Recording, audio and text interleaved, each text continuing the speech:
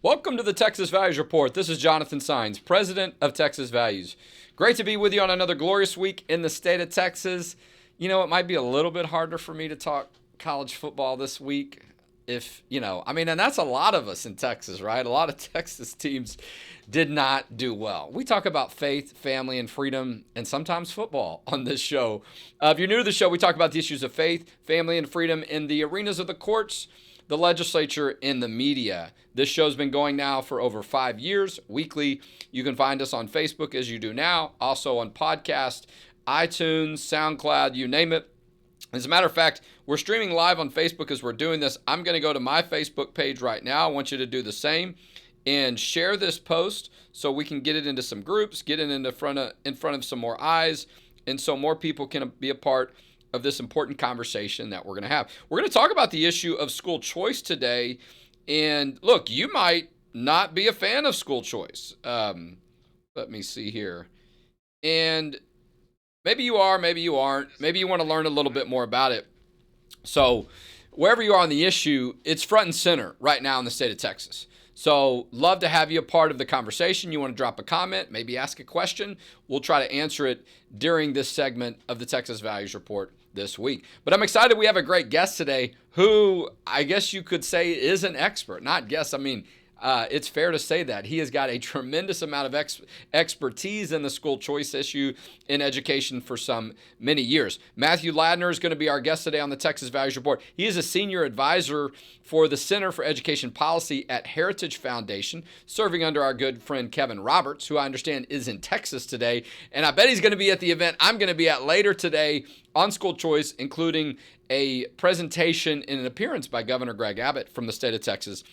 But Matthew is a proud graduate of the University of Texas at Austin, got his PhD from the University of Houston. Just a couple of things we figured out that we have in common. Previously, he worked in Arizona at the Arizona Center for Student Opportunity at the Arizona Charter School Association.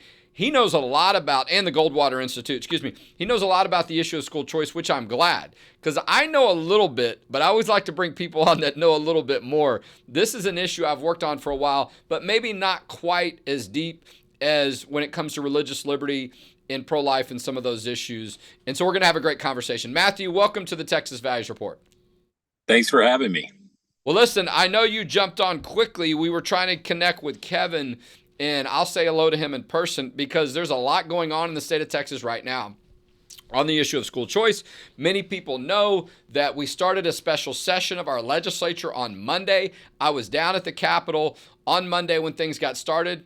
Not a whole lot happened in the House, okay? And I'm not trying to play favorites or pick on any people. I'm just saying they came in, they took a roll call, and they gavelled out, but I think they're coming back today. On Thursday, the Senate was ready with a bill. They had a hearing. They already passed something out of committee. I think there's a floor vote on a piece of school choice legislation today. It might be happening as we're doing the show, as a matter of fact, so I might get some updates on that. But Matthew, I'm glad you're here because, you're president, executive director, whatever Kevin's official title is. I'll see him later, and I know you guys are all over this issue as it pertains not only to the country, but the state of Texas. So tell us a little bit more, though, about your background on education policy, and then we'll get into some details about what's happening in Texas right now. Well, sure thing. I was born and raised there in Texas, and but I've been living as a Texas expatriate, living abroad in Arizona for the last 20 years. So always happy to return to the nation of my birth there in Texas, and hopefully we'll be back there soon. Lived here in Arizona for 20 years, and was very fortunate to be a part of the team that created the nation's first education savings account program to empower families, which is now universal to all Arizona families. So I've got a lot of great stuff going on out here and trying to help people around the country. Well, look, you look at states like Arizona, Florida, many across the country that have some type of school choice program that's been in place for a while. I think over 30 states have some type of school choice program that's a part of their education system. Texas does not, hoping to be the 31st or 32nd. And that's not to try to make us look bad, but at least for people to understand. It's not as if Texas is going out there and testing something. These are things that have been done and have worked well in other states for quite some time. When we were starting, you were talking to me a little bit about some studies that y'all have done on the issue of rural areas, and I want to cover that in just a second. But I'd love to just hear your experience on how the issue of school choice has been going in Arizona, and maybe what have been some of the keys that allowed those elected officials to be comfortable with supporting that and having it come into effect. Yeah, if you're brave enough to try it, you're gonna like it. We are That's a almost meme we're going to create now. great. Yeah, we're almost 30 years into an experience here in Arizona where we have empowered our teachers and our educators to create their own schools, and it is Arizona families who are deciding which schools they value, which schools they want more of, and which schools they don't particularly care for. And when you have that sort of a system, basically families and educators are like the two hands of a potter at a potter's wheel, and you shape the clay of the education system. And the result of this is that Arizona has a remarkable, at least compared to most other states, a remarkably pluralistic system with a variety of different types of schools across all different types of communities. And Stanford University has put out data in the last couple of years that shows that Arizona students learned faster than students in any other state. And academic growth is generally regarded by scholars as the most important measure of school quality. So we Hey, don't. if Stanford says it's good, I mean, who am I to argue, right? But and I mean that. Why wouldn't that satisfy some people? I mean, a lot of people that are critics of school choice and education savings accounts and things of this nature typically are a little bit more liberal. I mean, Stanford, I would imagine you've got a lot of, education elites, people that lean left. I mean, I don't know what the split is over there in that university, what the thinking is, but I would imagine that's likely the case. And so you would think that might convince some people, but sometimes even you show people evidence of it, you give them facts, you give them statistics, and still they're like, they don't want to hear it, right? They've already convinced themselves of their position. But I think it's good to hear that, right? To get sort of an independent and objective source and a reputable source, Stanford University, to say, hey, this is what, the evidence shows. Can we get a copy of that report that you just mentioned? Is that online somewhere? It's called the Stanford Educational Opportunity Project. You can Google it and Okay. go and look at it to your heart's content. And Yeah. let me tell you, it was assembled by a Stanford sociologist. It's national data, and sociologists from Stanford are not known to be in the tank for Arizona for some random reason. Well, look, you and I are graduates of the University of Texas at Austin. I received my degree in sociology. That was my undergraduate major. I minored in government, so there was some overlap there, which led me to law school. But there weren't a lot of friendly people. Well, there weren't a lot of people at the sociology department at the University of Texas that I would consider on the right, even maybe in the middle. There were a few, but most of them were very liberal in their views and policies. I mean, it's a free country. I'm just telling you that's what my experience was, and that was 25, 30 years ago, right? A couple of professors that were sort of in the middle. And so to your point, that's who these reports are coming from.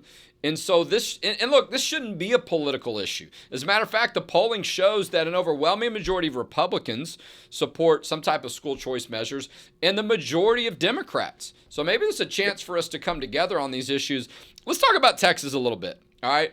We had a hearing this week. Bill was passed out of committee in the Senate. Who knows that language may change. Texas has set aside, they're taking money from their general revenue fund. It's not going to impact the amount of money that is already going to public schools. As a matter of fact, Texas increased their funding for public schools. And so we'll see how that turns out. But I think $500 billion is what they're looking at from the general revenue. But I would, you said you did some study on sort of rural issues and how those work in states. And tell me about what that looks like in Texas. If you live in the rural community, which is where we see a little bit more opposition, at least it appears that way from some Republican House members, what is it good for people in the rural areas to know about school choice? Yeah, a lot of the opposition in Texas centers around this idea that school choice is going to lay waste to rural school districts and leave nothing behind in its wake.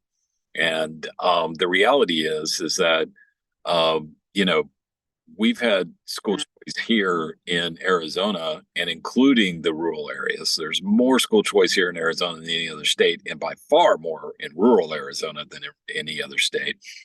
And what we see is that every single school district that was operating in, say, 1993, the year before we began our school choice journey, is still operating. They are still playing football on Friday nights, including players like Bijan Robinson, who We Texas is like well him. acquainted. Yeah, absolutely. He's a great young man. Um, and See, anyway, you're my kind of guest, Matthew.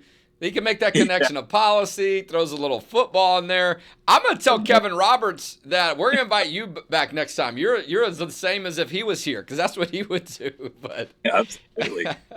So keep going, though. Sorry. all the school districts that were there in 1993 are still there. Their kids are still playing football on Friday nights. But you know what else they're doing? They're learning how to read, and they're learning how to do math at much higher levels than they had in the past. This idea that school choice is going to destroy school districts is simply false. There are many states that have a lot of experience with school choice at this point, and none of these boogeyman stories have ever come to pass. And I have to add that when you look at the national tests, what's happening in rural Texas is quite the opposite of what is happening in rural Arizona.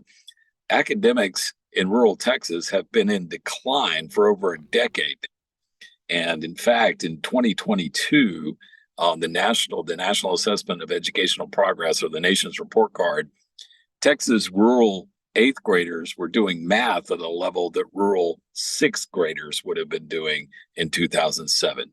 There are big problems, but also big benefits, not only to families, but also to teachers. I don't think this gets emphasized enough, but I have teachers in my extended family. I'm sure you do too, and most people listening do.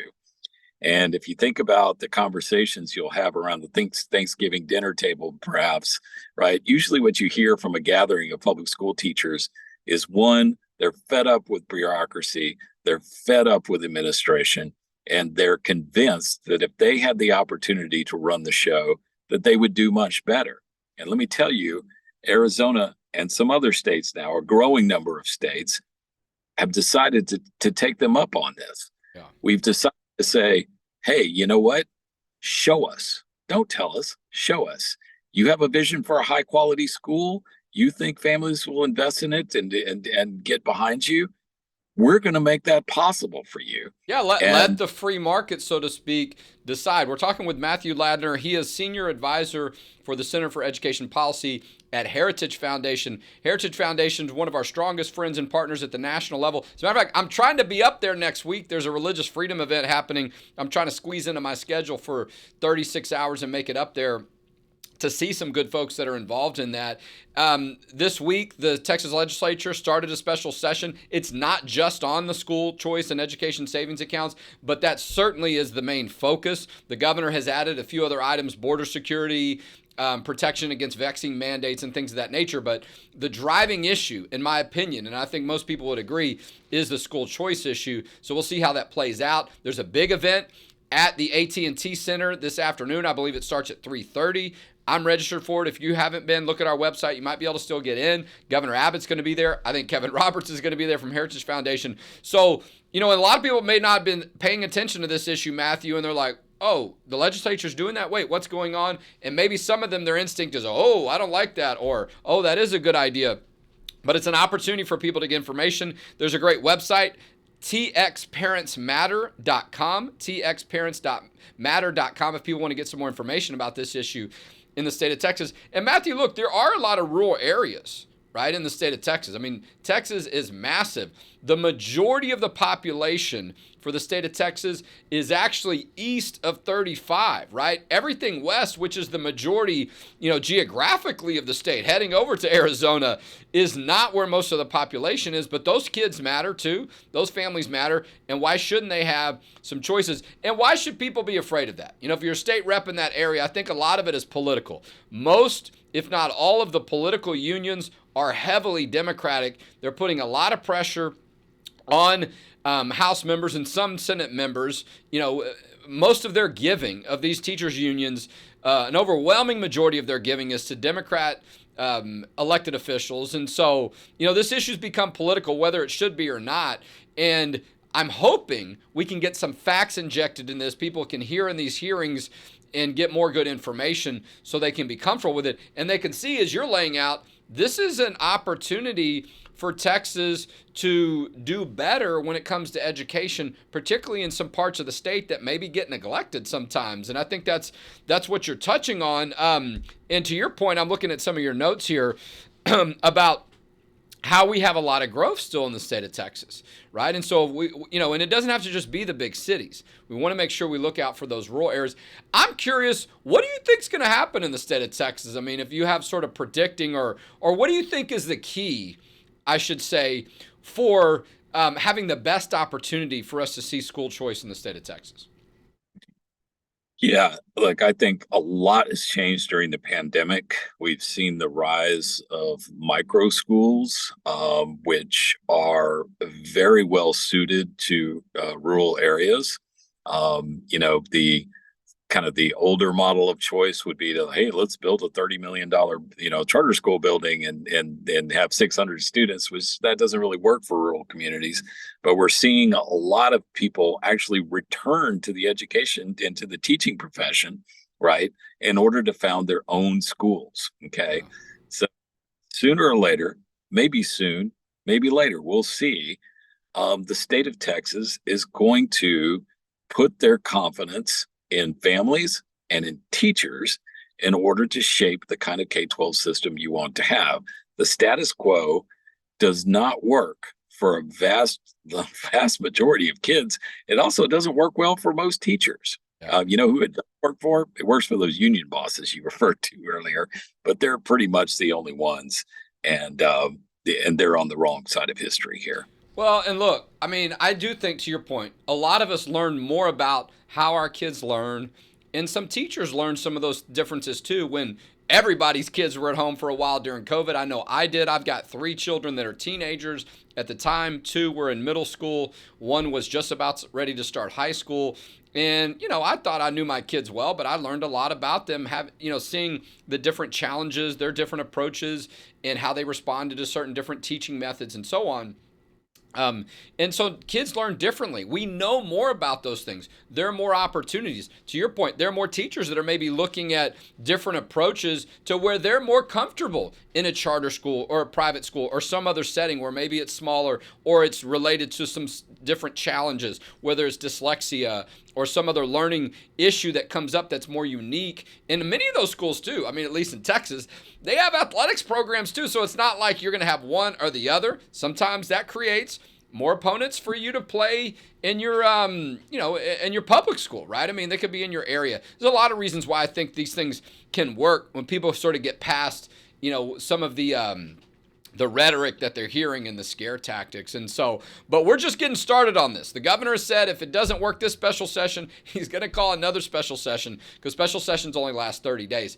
So it might happen quickly, or we might get nowhere and we'll be back for another 30 days. We'll see about that. Just more opportunities for you, Matthew, and others to get that good information out there. We'll look for that Stanford report and send people to txparentsmatter.com. Matthew, listen, thank you for the work you're doing at Heritage Foundation. I love to hear that you got that connection with my colleague, Kathy Herod, in Arizona. And hopefully I'll see you at Texas, DKR, Texas Memorial Stadium sometime soon at a football game, and we can win the rest of our games this season. We'll see how that goes. But Matthew, thank you for being our guest today on the Texas Values Report.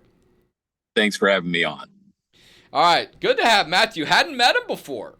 I'm excited about that. Always good to meet a fellow Longhorn, but also somebody that cares about these issues in the state of Texas and knows his stuff. He certainly knows the education school choice issue better than me, which I was glad to have him on. And that's what we do sometimes with this show, right? We will feature other people. Let them give you good information. Let them give you stats. That report that he brought up, I would not have heard about that.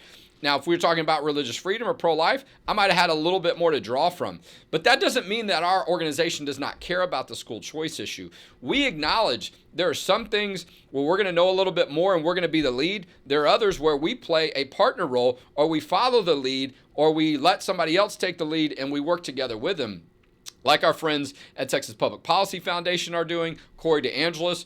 But we did testify on Tuesday on the Senate bill in support of that. We're excited to see that move forward by Senator Brandon Creighton. If you didn't see the show last week, he was our guest. So go back and look at that. It's on Facebook. It's also on iTunes, SoundCloud, Stitcher, a whole bunch of different podcasting formats. And as a matter of fact, if you haven't downloaded our app yet, please download our app. Just go to the App Store for iPhone users, Google Play for Android. I think that's right. All right. And download our app, and that way you can see some of our recent broadcasts, previous ones, and sort of get up to speed on what we're doing. We actually had 2 on school choice last week.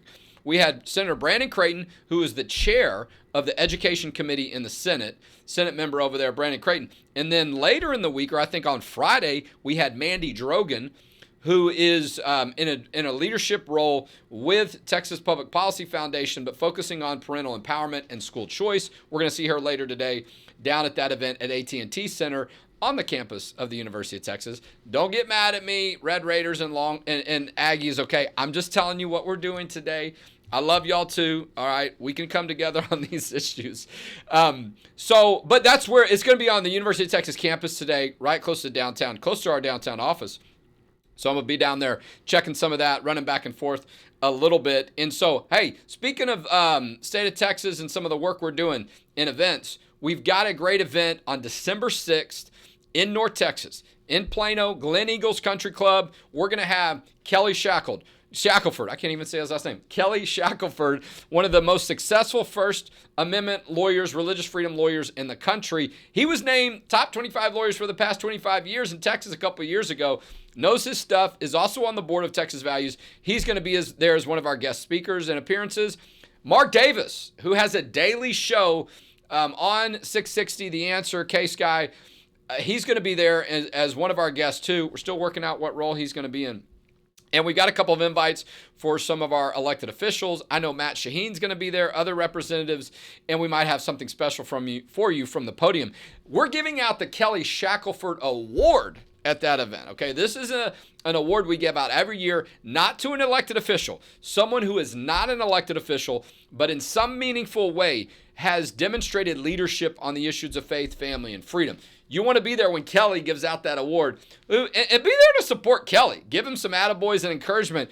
The man went through open heart surgery a month or 2 ago and is doing great right now, okay? But be good to see him in person. December 6th, go to our website, txvalues.org, if you want to get those tickets. It's not a huge space that we have. I think it only holds about 220 people. That event will sell out. Get your tickets now before we run out of seats. We're going to be announcing very soon, we're going to have an event later in the year in the Houston area as well. But these are all the many reasons why you should consider supporting us. You can make a tax-deductible donation at txvalues.org. Listen, as a 501c3 nonprofit organization, I want to make sure people understand this is how we continue to operate. We have close to a $2 million budget. I work here full time, so do several other people. You have to have that kind of investment in people and people in these roles to be effective on these issues and be working on them every single day. All right. Is our office Monday through Friday that it's open? Sure. But I'm working on Saturdays. Sometimes I got to do stuff on Sundays. You know, the way the news cycle is these days, things are always breaking. There's almost no end to it or stopping point. And so, but you got to have quality people doing this work. As a matter of fact, we have 2 openings right now. We're hiring for someone who's got some policy and political experience, a hybrid role on that if you're interested. We're also looking to bring somebody on to our Church Ambassador Network of Texas position. That is a position we're looking for somebody who is a pastor in a church or a former church or pastor leader. Check that out. That is basically a Central Texas located position. And we're looking for somebody in the area of development, too, to help us with some of our fundraising to create new relationships so we can continue to have people donate to us and see the value in the work we do and see that return on their investment. And we've had quite an extraordinary year. There is no doubt with some of the leadership we took on some key pieces of legislation that were passed, some other victories we had on some local issues like Fort Worth and other parts of the state. So many reasons to see value. Listen, if you didn't see it last week, our partner group, Texas Values Action, released the scorecard ranking and giving a score to every member of the Texas House and the Texas Senate. And so go to txvaluesaction.org/scorecard, and you can see where did your rep, your House or Senate member fall on that list. Were they a faith and family champion? Did they get a score of 90 or above? Did some people get 100? It's very hard to get 100. But check that out. We're putting some of that on social media too, sort of some shout outs and some congratulations, some people that got 90 and above. But that is a comprehensive list of votes, of legislative actions in committee, co-authoring and co-sponsoring bills, amendments. A whole lot of work went into that and a lot of information we pulled together to give you as a robust kind of indication and comprehensive indication of how your House or Senate member did on these issues this legislative session. txvaluesaction.org/scorecard, the Faith and Family Scorecard from Texas Values Action. You want to check that out. Listen, txvalues.org is our main website. If you see value in the work we do, we need your financial support. We continue to take on new work. Our expenses continue to get higher with this Biden economy. Please step forward. Make that donation now. Make that donation now at txvalues.org. And that's how together we'll protect faith, family, and freedom in Texas. And we'll talk to you next week on the Texas Values Report.